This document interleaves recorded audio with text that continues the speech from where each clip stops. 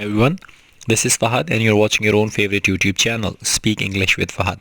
Today is 12th of January 2021 और आज के दौरान एडिटोरियल आपके साथ डिस्कस करेंगे. उससे पहले अगर आपको व्हाट्सएप में in detail like Urdu translation और current affair newspaper everything in PDF चाहिए तो कॉन्टैक्ट मिस्टर अली 0305104509.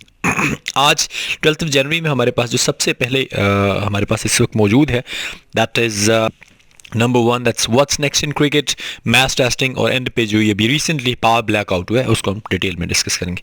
सबसे पहले तो हम क्रिकेट को देख लेते हैं कि जी पाकिस्तान की क्रिकेट के साथ क्या चल रहा है. पाकिस्तान का जो ये बहुत ही दिल दहला देने वाला न्यूजीलैंड का भी टूर रिसेंटली ये भी इसने भी हमें परेशानियों में डाल दिया है. चैलेंजिंग टूर था जहाँ पे टूरिस्ट जो हैं उन्हें एक अजीब व गरीब T20 सिचुएशन जो है T20 सीरीज़ हम हारे, टेस्ट सीरीज़ हम हारे और हमारी टीम की वीकनेसेस जो है हमारे सामने आई. बैटिंग बहुत बुरी थी, बाउलिंग जो है उसमें भी काफ़ी चीज़ें थी और फील्डिंग एज यूजुअल एम्बैरसमेंट का बाइस बनी. बहुत बड़ा एक गैप देखने में नज़र आया जहाँ पे स्टैंडर्ड ऑफ टू टीम्स यानी उनकी साइड और हमारी साइड में बहुत बड़ा एक गैप था और पाकिस्तानियों में किसी किस्म की कोई स्पिरिट ऑफ कंपटीशन नज़र नहीं आई. ओवरऑल परफॉर्मेंस की अगर बात करें तो जो प्री टूर क्लेम किया था हमारे हेड कोच ने मिसबाह उल हक और बाउलिंग कोच वकार यूनिस ने उसकी चीज़ें बिल्कुल बरक्स हुई, अपोजिट हुई. सिलेक्शन भी जो है वैसी नहीं थी जैसे डिज़ायर की गई थी. एक्सपीरियंस टीम मैनेजमेंट के हवाले से अगर बात करें तो कुछ भी ऐसी डेफिनेटिव स्ट्रेटजी जो है हमें सामने नहीं आई जिसकी वजह से हम जो है बहुत बुरी तरह हारे. ताहम हमारी जो एक लार्ज स्क्वाड था 35 का मिसबाह को जो थे उन्होंने दिखाया कि किस तरह उनका जो करेज है वो फ्लेयर हुआ इस चार्ज में. और इसके बाद टॉप ऑर्डर बैट्समैन जो हैं जैसे कि शान महमूद है, हारिस सुहेल है, उनकी प्लेसेस जो हैं उनको रिटेन किया गया फर्स्ट टेस्ट डिबैकल में. और जो हमारी बाउलिंग का कॉम्बिनेशन था वो भी बड़ा ट्रुथलेस किस्म का था. और सेकंड टेस्ट की अगर बात करें तो हमारे जो जफ़र गोहर थे वो भी जो फॉर लगी यासिर शाह के साथ आए थे उनका भी जो है बैकफायर हुआ, उनको भी कुछ बेहतर चीज़ें हम नहीं दिखा सके. जो हमारे टैलेंटेड फास्ट बॉलर्स थे हारिस रऊफ़, मोहम्मद हसनैन, सुहेल खान और दूसरे जो है उनको पाकिस्तान टीम से जो है इस वक्त साइड लाइन किया गया, ये भी एक बड़ी रीज़न हो सकती है. उसके बाद जो हमारे पास उससे नेक्स्ट जो हमारे पास है that is match testing. Testing के हवाले से बात करें कोविड-19 की बात यहाँ पे हो रही है. पास्ट वीक में अगर बात करें तो पाकिस्तान तकरीबन 500,000 मार्क क्रॉस कर चुका है कोविड-19 केसेस के हवाले से इस मुल्क में. और इस स्पाइक के बाद डेथ और पॉजिटिविटी रेशियो जो है काफ़ी वीक जो है वो ऊपर गई, लेकिन अब जो है एक स्लो डाउन नज़र आ रहा है. और कोविड-19 के हवाले से अगर देखा जाए अभी भी डेथ रेट जो है 30 to 50 के दरमियान है और जो हमारा केसेस क्लॉक कर रहे हैं वो 1500 to 3000 के दरमियान जो है इन्फेक्शन चल रही हैं. अगर देखा जाए तो वेस्टर्न कंट्रीज़ के मुकाबले में हम लोग बहुत अच्छे रहे, लेकिन उसकी एक ये भी रीज़न हो सकती है कि हमारा जो डाटा है ना कि हमारा जो टेस्टिंग सिस्टम है वो हिस्टोरिकली वीक है. अनफॉर्चुनेट 500,000 हमने अचीव कर लिया पेंडेमिक में और 10,000 से ज़्यादा हम डेथ्स की तरफ भी जा चुके हैं. अब हमें देखना है कि नेक्स्ट स्टेप क्या लिया. इसके अलावा हमारे पास था जी पावर ब्लैकआउट. अब पावर ब्लैकआउट की अगर बात, ब्लैकआउट का लफ्ज़ी मतलब है बेहोश होना, यहाँ पे मतलब है पावर ब्लैकआउट का मतलब है यानी पावर का जो है कट डाउन होना, बिजली चले जाना या मुकम्मल तौर पे जो है बिजली का फेलियर. अब इसमें ये आई थिंक सैटरडे नाइट थी जब ये हुआ, तो इसके हवाले से डिटेल में डिस्कशन कर लेते हैं क्योंकि काफ़ी ज़्यादा चीज़ें मीम्स बनी और ये वो, लेकिन ऐसा कुछ नहीं था. The electricity blackout that plunged the entire country into darkness late Saturday night is a stark reminder of all that is wrong with our crumbling power sector. ये जो इलेक्ट्रिसिटी का ब्लैक आउट हुआ जिसने पूरी की पूरी plunge कर दिया, जिसने एंटायर कंट्री को, मुकम्मल कंट्री को जो है डार्कनेस में डाल दिया, प्लंज कर दिया लेट सैटरडे नाइट तकरीबन ये 11:30-12 का टाइम था, इज़ अ स्टार्क रिमाइंडर. तो ये एक शदीद किस्म का, स्वेयर किस्म का हमारे लिए रिमाइंडर है of all that is wrong, उस सब के हवाले से जो गलत है with our crumbling power sector. हमारे जो टूटे फूटे पावर सेक्टर की जो कमज़ोरियाँ हैं उसके हवाले से ये हमें शदीद किस्म का एक रिमाइंडर है कि आप उसको बेहतर कर लें. Poor governance and an important power bureaucracy. इसमें क्या चीज़ है, एक तो पोर गवर्नेंस है और उसके बाद एन इनकम्पिटेंट, इम्पोर्टेंट मैंने कह दिया, एक इनकम्पिटेंट जिसको कहते हैं नाअहल पावर ब्यूरोक्रेसी है. The government has suspended 7 employees of the Guddu power plant. Government जो है उसने सस्पेंड कर दी हैं 7 एम्प्लॉयज़ गुड्डू पावर प्लांट के ऊपर जो काम कर रहे थे और which is said to be the original source of tripping the cascaded through the entire system, leading to the automatic shutdown of generation plants in less than a second. Which is said to be, जो कहा जाता है कि original source है, असल वजह है trip करने का, that cascaded through the entire system, जिसने पूरे के पूरे जो सिस्टम है उसके एक मसला बना दिया, leading to the automatic shut down of generation plants, जो लीड कर रहा था ऑटोमेटिक जनरेशन प्लांट के साथ, 1 सेकंड से पहले पहले ये पूरे फेलियर का सबब बना। It has also ordered an eye wash of an inquiry, अब ये भी कहा गया है कि जी ऑर्डर किया गया है कि आप जो है इस ये जो धोखा हुआ है उसके ऊपर एक इंक्वायरी बनाएं, but will not be able to hide the long standing issue plaguing the power sector, लेकिन ये इस काबिल नहीं है कि ये छुपा सके, हाइड कर सके एक काफ़ी अरसे से चले हुए इश्यूज़ को जो इस पावर सेक्टर को मुश्किल में डाल रहे हैं या पावर सेक्टर के लिए मुश्किलात पैदा कर रहे हैं।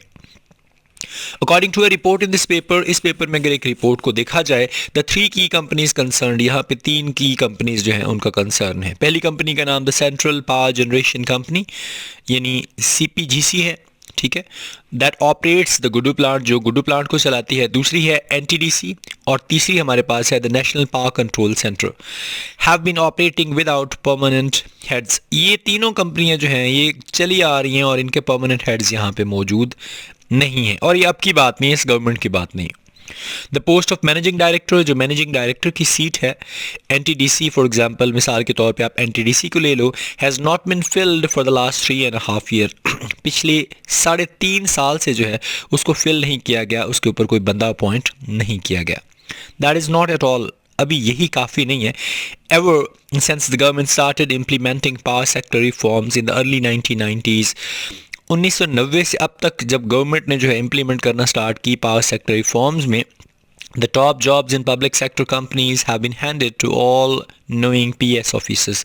जो टॉप जॉब्स थी, जो बड़ी बड़ी जॉब्स थी पब्लिक सेक्टर कंपनीज में, वो किसको दे दी गई? ऑल नोइंग, सब कुछ जानते हैं, PS ऑफिसर्स, उनको दे दी गई। एंड इन सर्टन केसेस, और काफ़ी केसेस में सर्विंग और रिटायर्ड जनरल, जिनमें उनको दी गई, जो या तो सर्व कर रहे हैं या रिटायर्ड जनरल्स हैं, वो इस वक्त इसको हेड कर रहे हैं।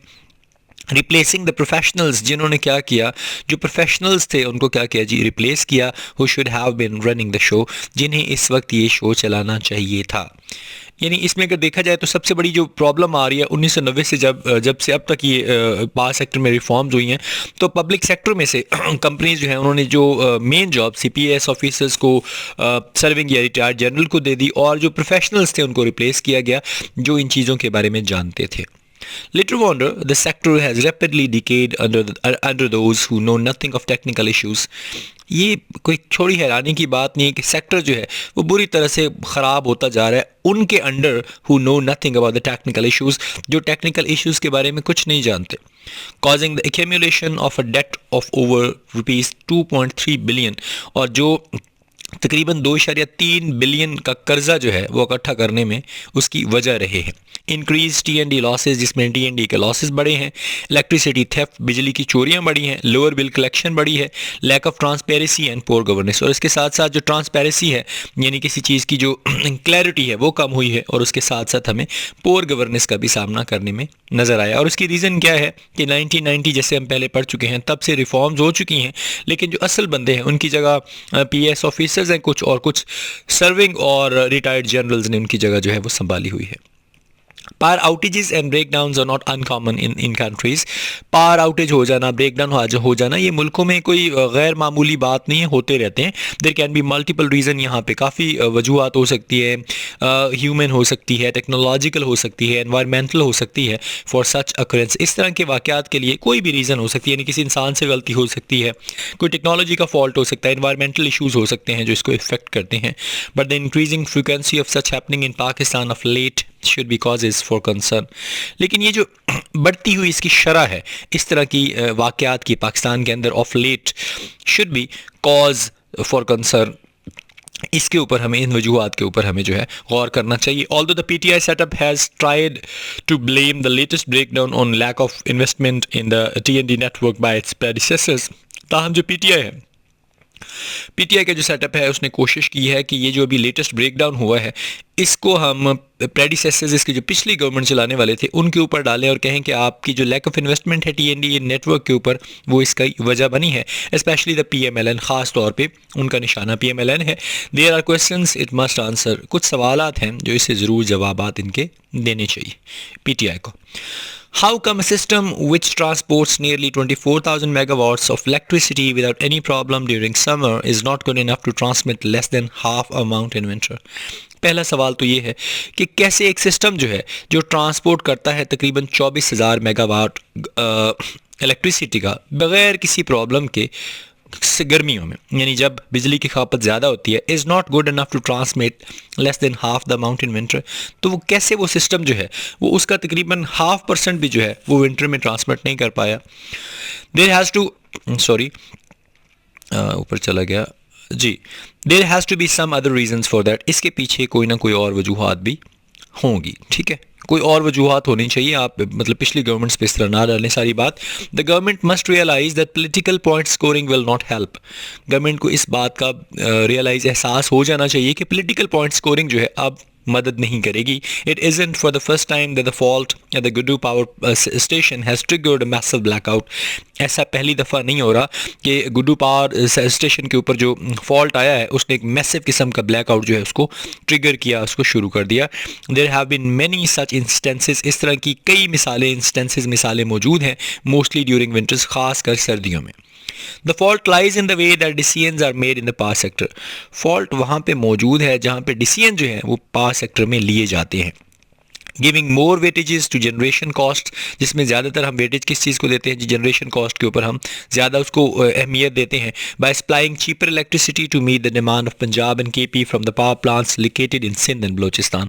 और उसके ऊपर हम क्या करते हैं कि सिंध और बलोचिस्तान के अंदर जो हमारे लोकेटेड पावर प्लांट्स हैं उनके थ्रू हम डिमांड करते हैं कि पंजाब और केपी के जो है वो चीपर इलेक्ट्रिसिटी जो है प्रोवाइड की जाए, rather than heading professional advice. बजाय इसके कि हम उसकी तरफ कोई अटेंशन दें, कोई उसको हीट करें, उसकी तरफ देखें, उसकी बजाय हम सोचते हैं कि हम जो है चीपर बिजली जो है वो प्रोवाइड कर सकें बलूचिस्तान के पावर प्लांट से केपी और पंजाब को. हीटिंग का मतलब पेइंग अटेंशन होता है, मैंने इसको हाईलाइट करना भूल गया हूँ. There can be different ways of fixing the poorly manage power sector. काफ़ी किस्म के मुख्तलिफ तरीके हो सकते हैं कि किस तरह हम पोरली मैनेजमेंट जो हमारा पावर सेक्टर है उसके ऊपर हम काम करें. बट ऑल सोल्यूशन, लेकिन सारे के सारे जो सोल्यूशंस हैं उनके ऊपर हम बात करें. To the present power model, ये जो अभी हमारे सामने ये बिजली की कंफ्यूज्ड एक एंटिसिपेट एक्सपेक्टेशन आई है, taking power sector jobs from the bureaucrats that giving them back to those who have been trained for them. तो अभी जो हमारे पास जो सब इसका जो सोल्यूशन इस वक्त नज़र आ रहा है, ये जो प्रेजेंट पावर मॉडल हुआ है, इसमें हम एक्सपेक्ट करते हैं कि जो पावर सेक्टर की जॉब है वो ब्यूरोक्रेट से लेके उन लोगों को वापस दी जाएं to those who have been trained for them, जिन्हें उसके लिए इस काम के लिए ट्रेनिंग दी गई है. And with the freedom to take decisions, और उसके साथ साथ उन्हें इस बात की आज़ादी दी जाए कि वो अपने मामलात को खुद कर सकें, डिसीजंस खुद ले सकें और इस तरह की चीज़ों के ऊपर वो काम कर सके. So that was all about today's Dawn editorials. अपना बहुत ज़्यादा ख्याल रखिएगा और मुझे दुआओं में याद रखिएगा. किसी किस्म का कोई इशू है तो प्लीज़ लेट मी नो. अस्सलाम वालेकुम, अल्लाह हाफिज़.